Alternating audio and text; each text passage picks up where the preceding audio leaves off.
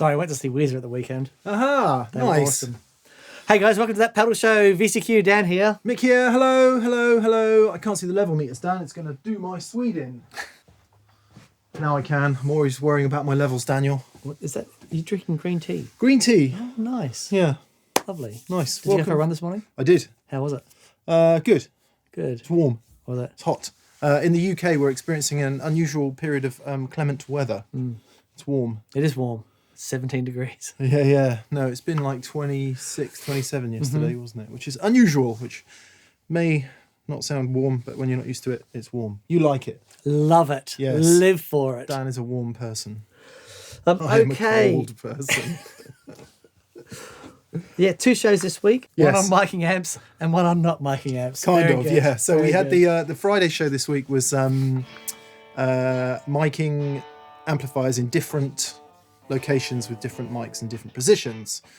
If you haven't watched it, check it out. Lots of people really liked it. And the other show was from what's it called? Tome and Gear University. That's the one. Yeah, that's better. It's all about the angle. Tome and Gear University, Dan and I went out to Germany and we met up with Pete Thorne, who showed us his PT15IR amplifier. Spectacular thing. I'll tell you what's interesting about that, Dan.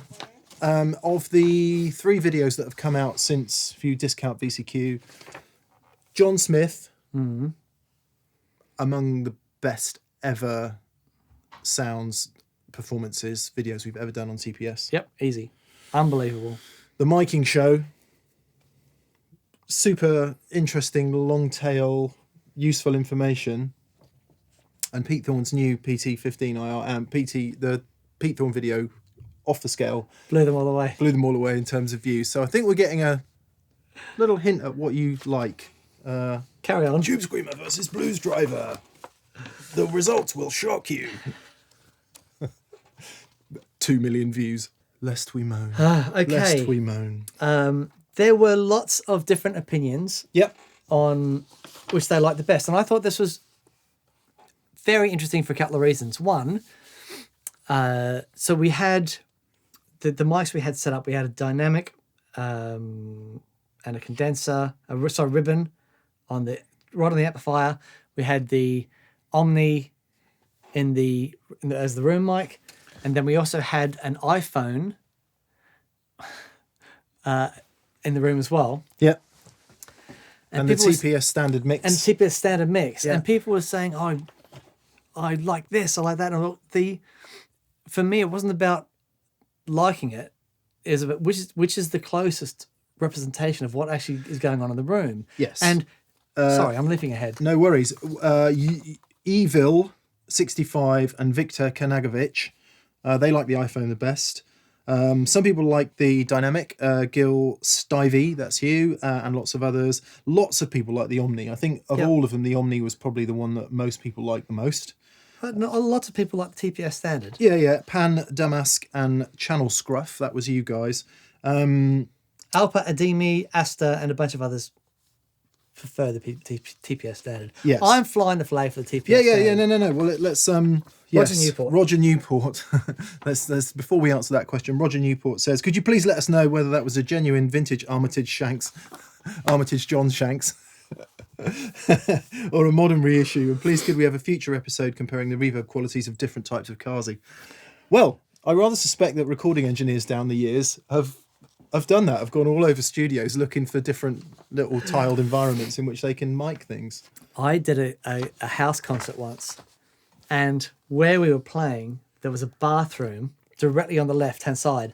So I set my amps up in the bathroom and opened the door. Yeah. It was awesome. It was so good. Someone else commented they'd been witness to. Sorry, I didn't know your name down, but they had been witness to a Raikuda recording where he'd requested a big metal trash can, and then he stuck his amp in the trash can and mic'd that.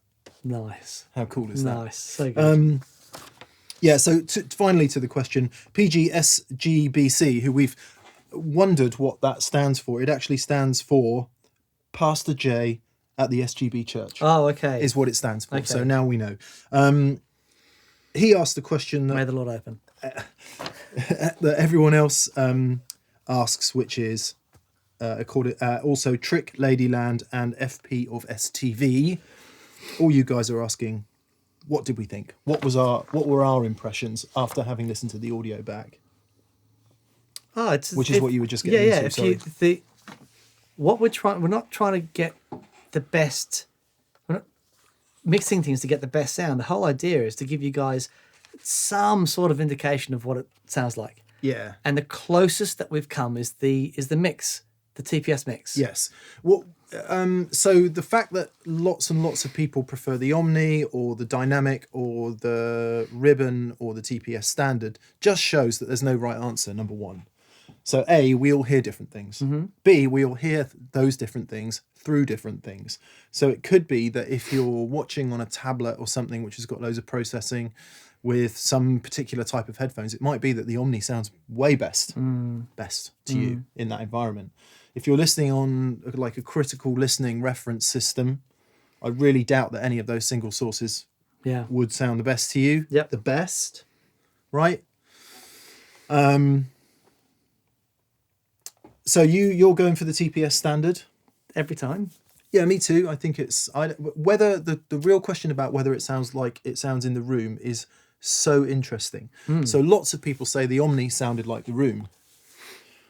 And what I'm going to say is the Omni had way more room than you get when you're sat here. Sure. Because it's getting all the nasty reflections. One of the amazing things about human hearing is it has every plugin that's in a really great DAW or, you know, any old-fashioned compressor, expander, compander,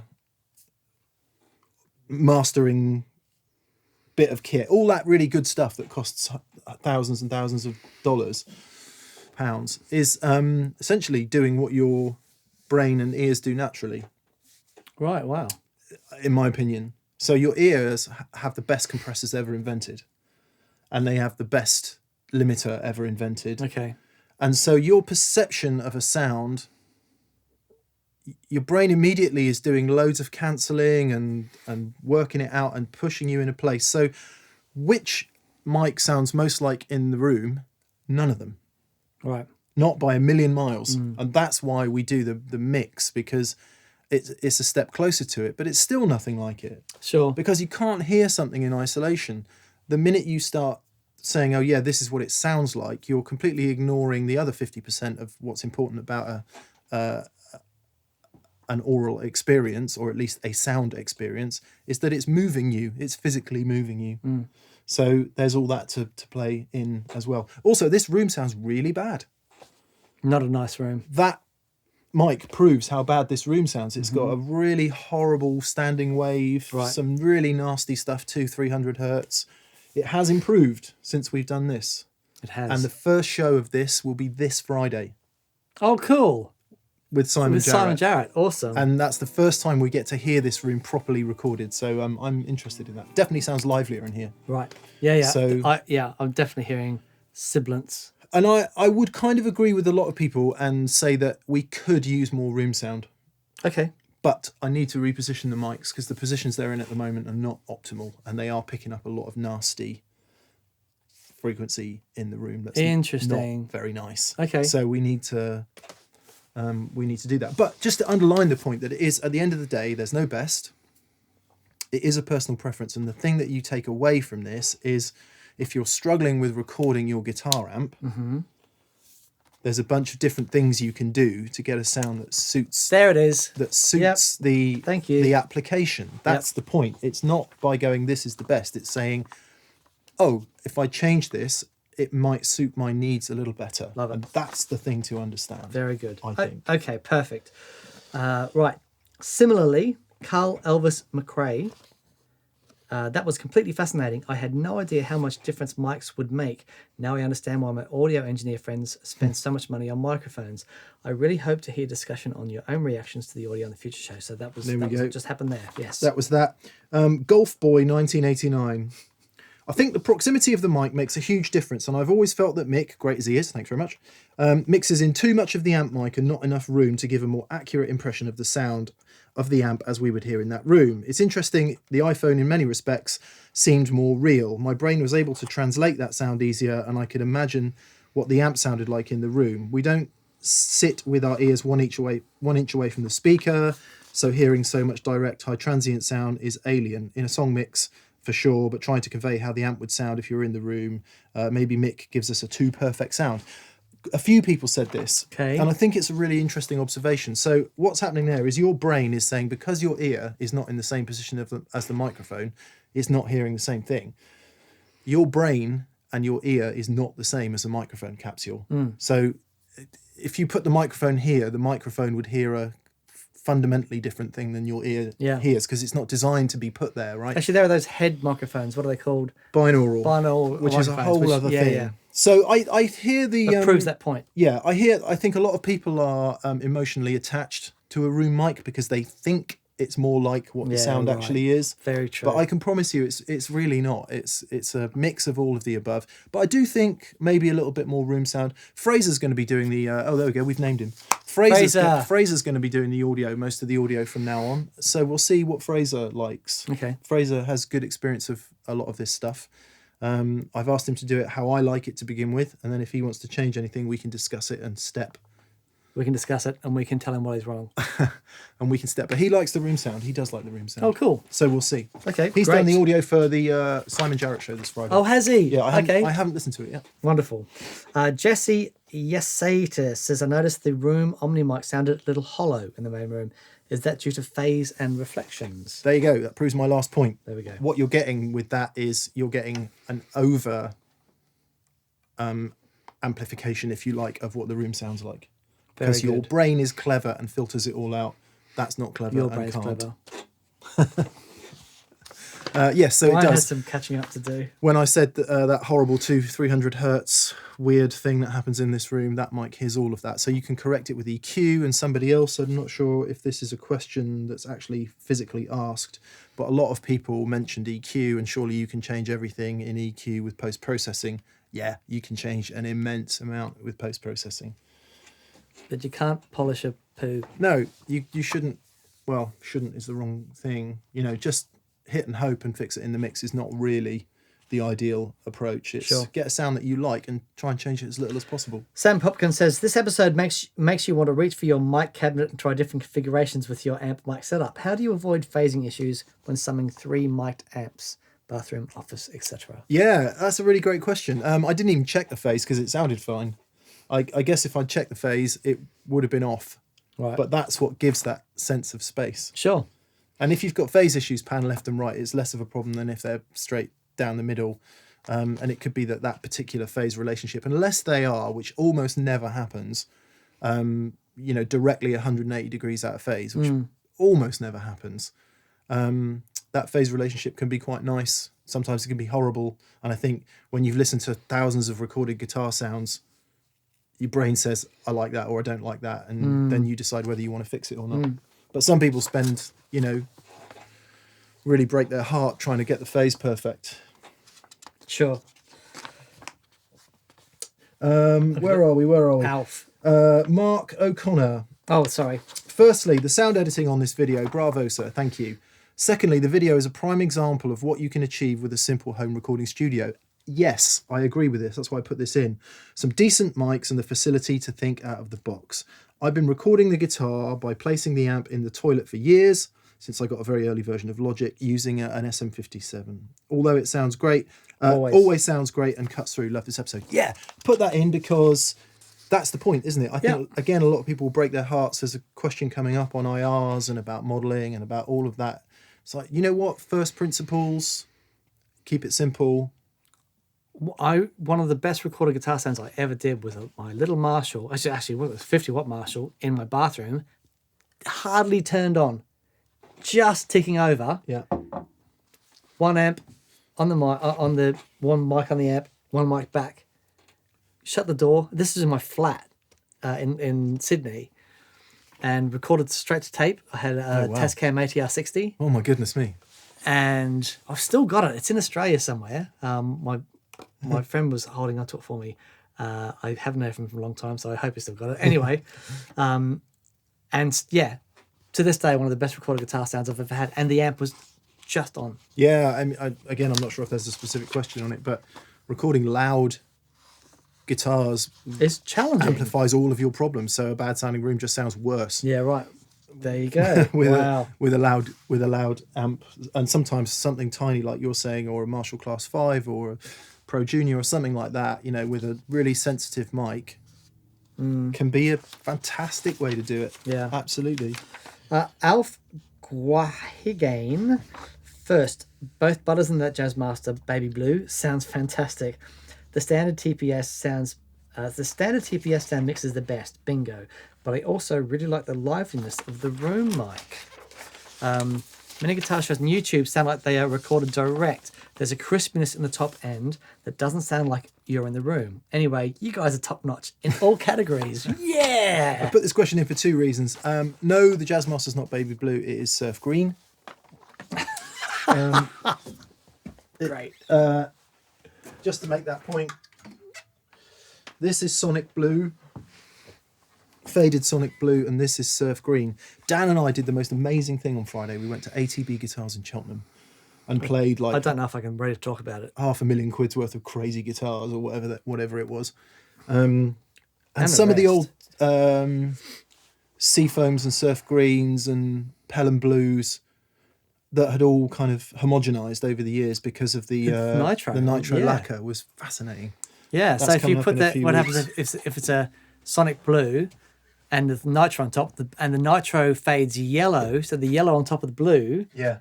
and that gives you It's really uncommon for them to put nitro on Sonic Blue. sparkly red. But certainly a lot of those old Gibsons, I've seen SGs that I'd assumed were Inverness green, but they're not. They're Pelham Blue that's gone Right.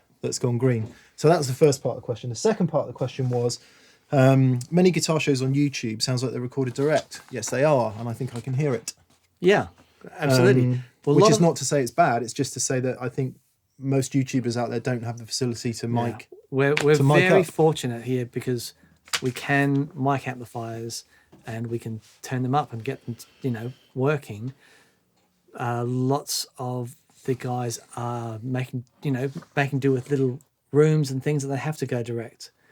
Getting fantastic results Yeah, from compromised situations, which of course is probably chimes but that's everything. chimes more closely with most people watching Sure. this. But I don't know. I'm pretty sure I can always hear it, which is not to say it's worse. It's just to say I prefer Yep. this. Of course. Back to our earlier point about there's no better. It's just what you prefer. Jimmy Joe James says, "Hi guys, how did you actually record and get to the final mix of this episode? And what impact has the audio interface on what we are hearing? Thanks, JJJ." Yeah. Wow. So you've opened Pandora's box there. And there's trouble inside. Yeah. Yes, of course, the audio interface will make a colossal difference to how things sound. But what we go for is clean, classic, great sounding, basic recording setup. natural. So, we use the Universal Audio Apollo 8Ps, and That it's just an amazing thing. Yeah, they're on a different level than any other interface. I've got a couple of interfaces at home that I really like. They're really good for what I do, but we noticed as soon as we went to the Apollos, it's another level. Next level. Yeah. So we use the Neve 1073 preamp channel strip on anything that's mic'd, and I'll use that on anything that's mic'd. We want to get a real one. We do want to get a couple of real ones, maybe four. So we can have 4 channels of analog audio.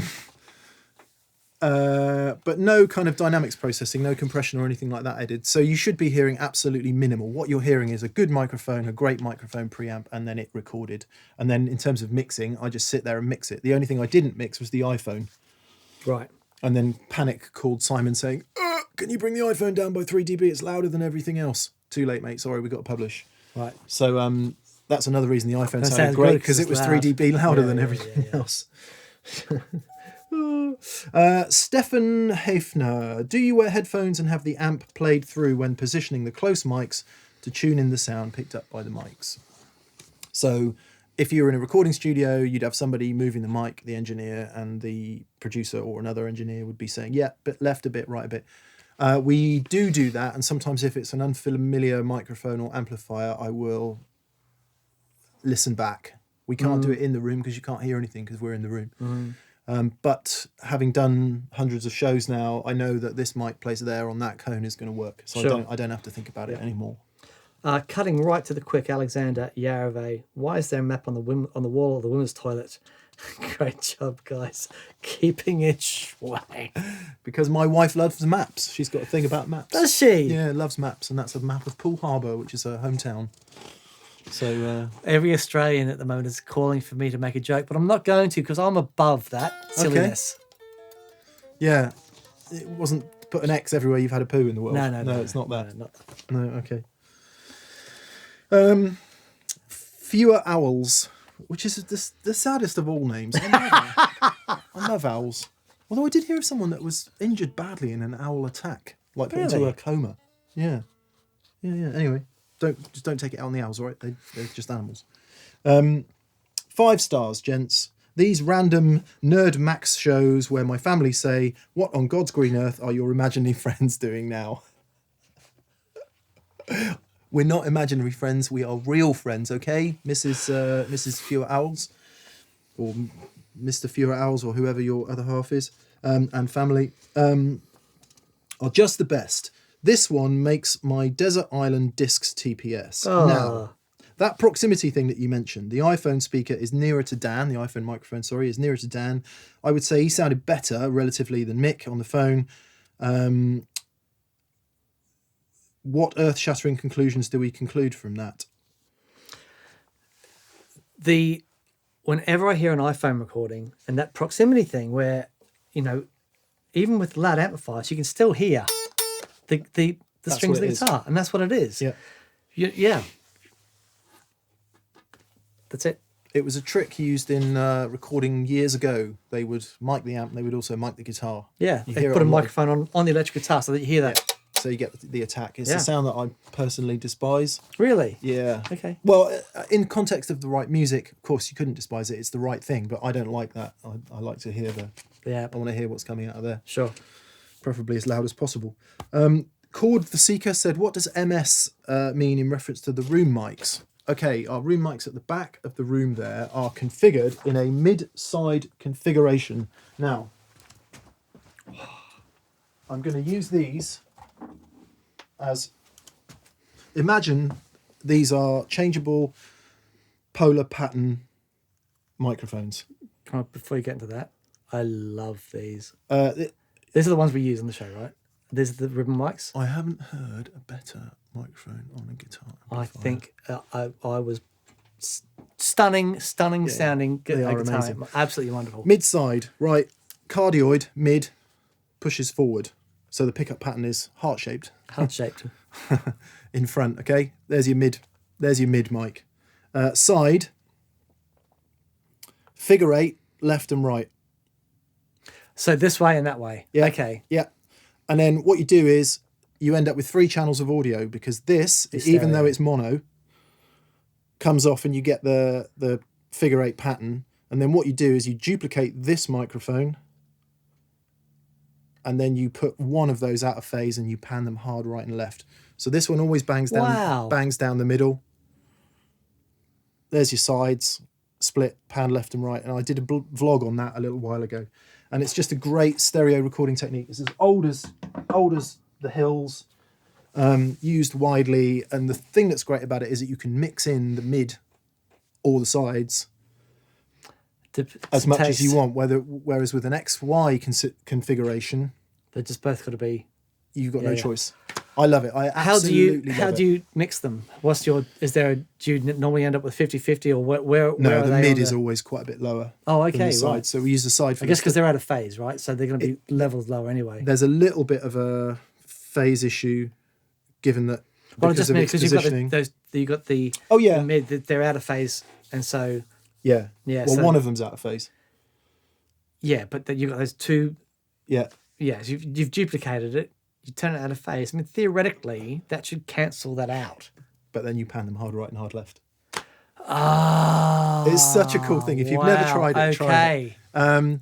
And yeah, so the side ones are usually a bit louder than the mid one. Whatever. Cool. It's an aesthetic decision at the end of the day. Like it. Yeah, Peter, mid-side. Peter Lemire says, "Excellent show as always, gents. Your wet dry episode convinced me to run 2 amps. Now it looks like I'll buy another mic to pair with my SM57 for recording. Here's my question. Why do two mics sound better than one? This might be more about psychoacoustics than physics.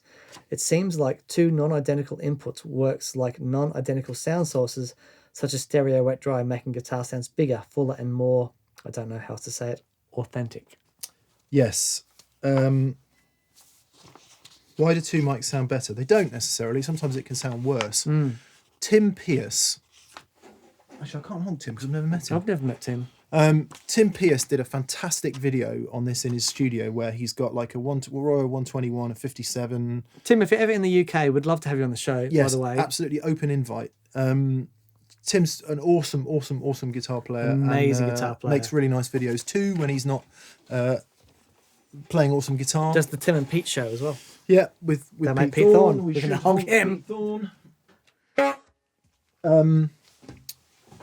And Tim sits there and shows you what happens when you mix two mics together, and it has a very interesting effect on the EQ. Usually adding the second mic in usually does a real interesting thing, especially to the lower mid-range, and you can kind of mix in that second mic to give it colour, for want of a better word, to taste. Sure. And sometimes in a dense mix, that's too much. You don't want that because you need the guitar to sit right there. For the kind of thing that we do, having two mics is nice because you can just get a fuller representation. However, it can get too full and really unpleasant and horrible. Sure. And the last few shows we've done, we're just using the Sontronics Deltas.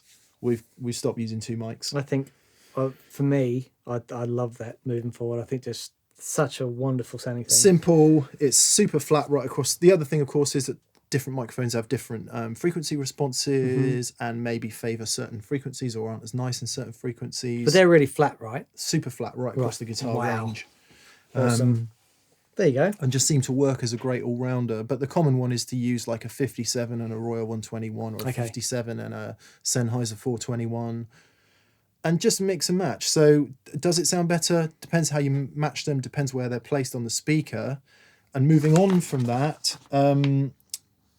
Luke Hearn asks, if I were to mic in an amp with a room with a close-up dynamic and a room mic, would I have to adjust the phase or delay one of the mics because the sound will hit the close mic first? Yes. Phase is something, as we touched on earlier, that a lot of people really break their hearts about. If it's a room mic and it's picking up ambience, i.e. it's not a main source, especially if it's mid-side, the phase thing is... negligible. Yeah, I would say it's more than negligible, but it's not something you've got to break your heart about. And you can just move that room mic just to the point where it sounds good to you. Sure. That's the easy way to do it. If you get into things like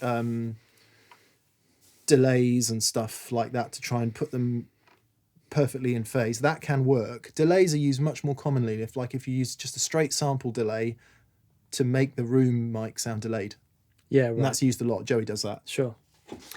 The other thing, the other, he's on his way here. He's isn't he? here. Yeah, he's here in the UK again. The other thing, that phase thing is really common. If you've got two sources and one of them is digital, there is going to be a latency on the digital side. That's a nightmare. And that is a nightmare. So we had it when we're doing the Biffy Clyro rigs. Yeah.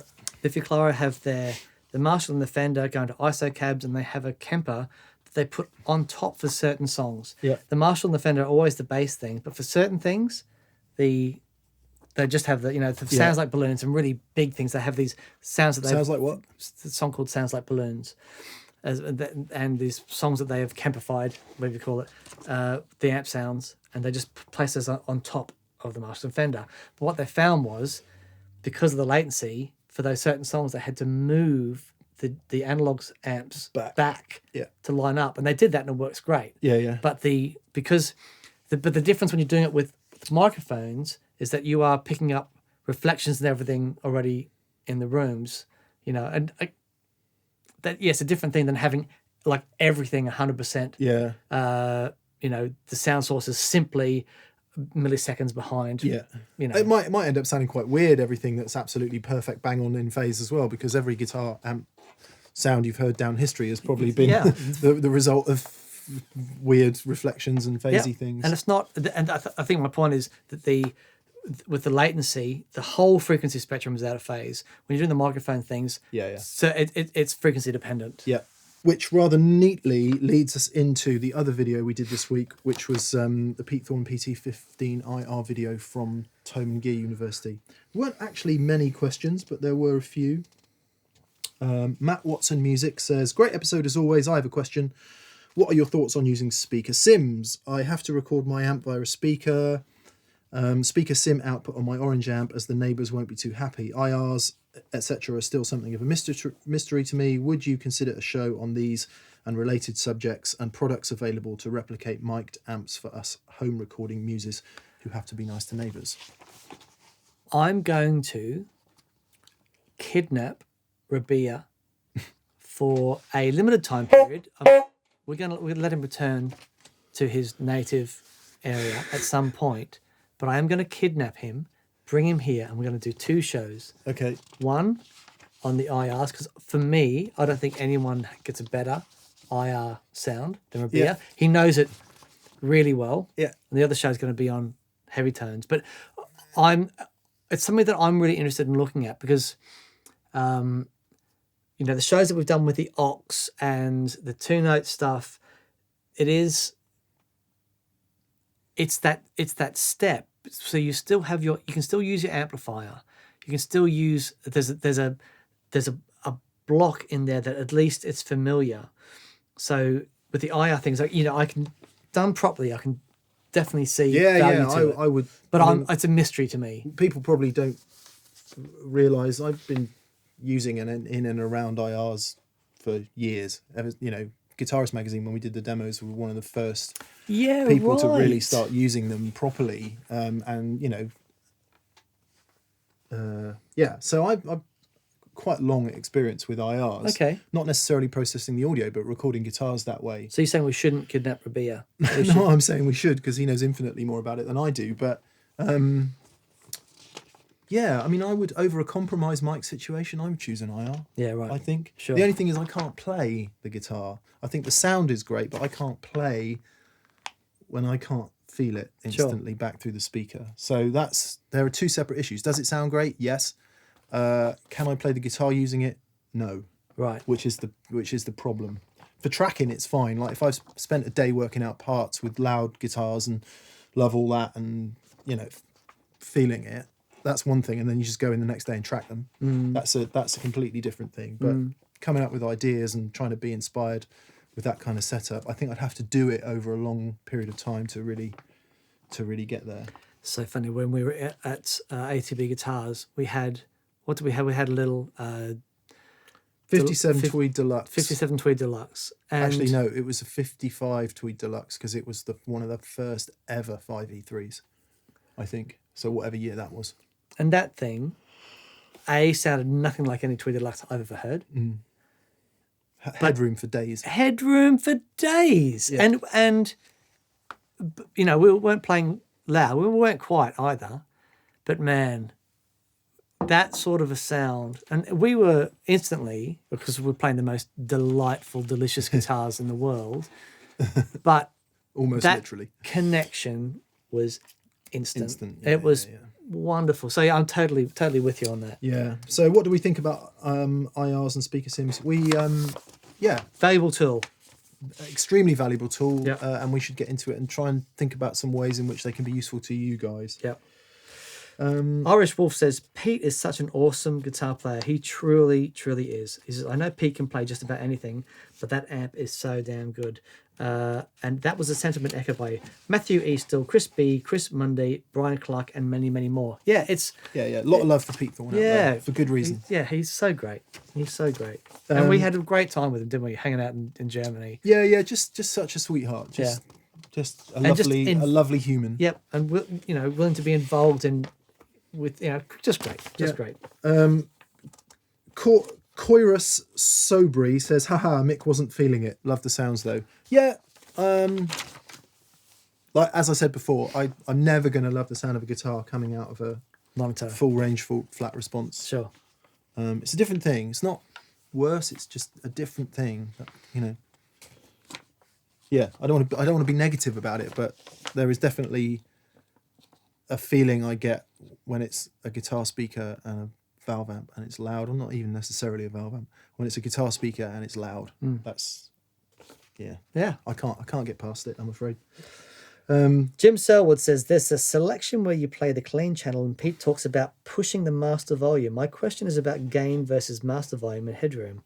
Where do you set the preamp gain and master for maximum clean headroom?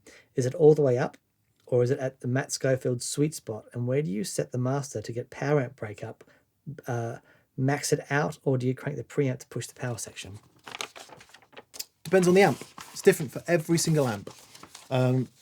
I would start by having the master at a kind of a listenable level, sensible level, and then whatever guitar you choose to play, turn the volume up to 10, hit the guitar hard, and set the preamp volume, or the volume or gain or whatever it's called, to a point where you have the amount of overdrive that you want.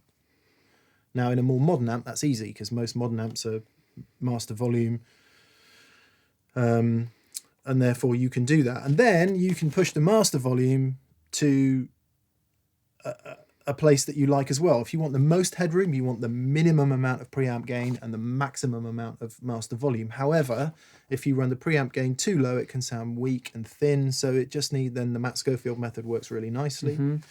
And of course it depends on your pickups, and it'll also depend on, as the amp starts working together as one homogeneous thing, because you know, we're seeing them as these two very separate things. They're not. It's just part of the same deal. You might find that those relationships change. So there's no magic setting. It's just your guitar, your playing style, and then where you want it. Yeah, it also depends on how the power amps, how the power tubes are biased, whether they're, you know, if they're Class AB or the cathode bias has a big thing on, you know, how they distort. So anyway, every amp is different. Yeah. Experiment with. The best way to start is high preamp gain, low master volume, and then vice versa, and then you'll get a feel for the two extremes, and therefore then it's just about balancing them out. Yeah. Cool. Robert Appel says, it's always great when the two of you get together with Pete Thorne. More. Dan and Mick, you sounded great through that amp. Another super TPS. By the way, what cab was being used with the PT-15R? I did try and make this clear in the text. Pete keeps gesturing to the cab that's there with the mic on it. That wasn't the cab that we were using. We were using a Harley Benton G212 Vintage behind Pete, because the one on the floor was a bass cab. Right. So yeah, it was a Celestion Vintage 30 equipped Harley Benton cabinet. What are the guys saying that it's cheaper to buy the Harley Benton cabinet than it is to buy just the speakers? I don't know how he does it. I don't even want to know. I don't even want to know. Sorry, the blind sniper. The blind sniper. Please don't come anywhere near me. Maybe this was talked about in the video, but is the effects loop active when the direct out is used on the PT-15IR? Pete's getting some huge sounds out of that amp. John Sir actually answered this in the... Did he? Yeah, it's really nice to hear from him. Yes, everything that would be going to the speaker is going out of the IR, is the answer to that. So yes, the effects loop is in. Arkenstone says, Dan is always talking about his practice vlog. I can only find the one episode. Did I miss anything? Are they Patreon only? Are they still coming? Help. They are.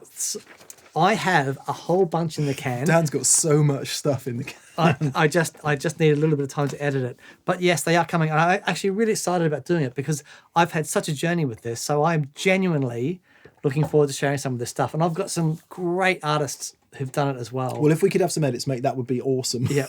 It's on the way. There's one I need to film first to get that out before I start throwing all the artist ones. Right. But anyway. And similarly, if you're not already feeling pressured enough, where is your pedalboard video? We're going to film the last bit of that this Friday. We did film it, but there was an issue with the audio. Yeah. And so anyway, we're going to film the last bit of that this Friday, and then we'll get it out as soon as we can, because like all the last bits of the puzzle are here. The matchless is here, the tape machine's here. It's finally ready. Oh yeah, and then we're doing a gig, aren't we? We are. Oh yeah. So tentatively, although this hasn't been 100% confirmed, on the 11th, I can't say because it's going to go to patrons first. Okay. We're going to inform patrons first about it. Oh, I think is the way it's going to happen first. nice. Yeah, because it hasn't actually been 100% confirmed yet, but it's Thursday, the 11th of July, Somewhere. somewhere. Cool. Brilliant, guys. Thank you so much for watching. Have a fantastic week. All the descriptions and links and things that you need to know in the description box below. So yes, go check that out. Have a great week. We'll see you soon. Bye-bye. Bye.